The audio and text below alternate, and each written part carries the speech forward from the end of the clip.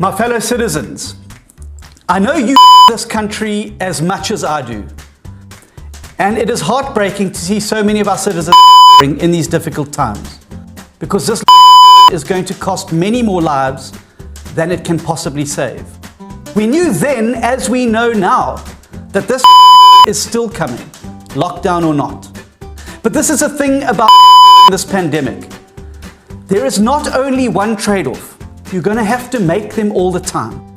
We have seen good Samaritans for nothing more than the crime of feeding the poor and hungry in our nation. We have seen arbitrary rules on what may and may not be drawn up with the stroke of a pen.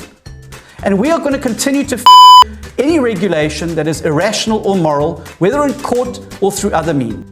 And all the while, South Africans have been asked for even longer without questioning any of it. Mr. President, by creating this lockdown crisis, you've broken your sacred compact with the people of South Africa. You've our trust and you have turned it against us. Let me be very clear.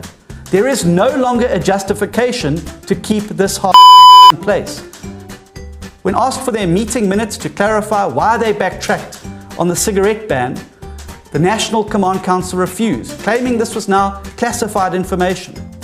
I don't that for a second, and neither should you.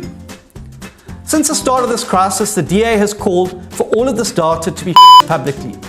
At the same time, we protect the elderly and others who are at risk through isolation. And then the rest of us. Now, we can't undo any of this. We can't turn back the clock. But what we can do is act now to this lockdown crisis. We need to the lockdown in an orderly way before the people of the country with chaos. We need to do this right away, because every day we now delay comes at a price our country and our citizens can no longer afford.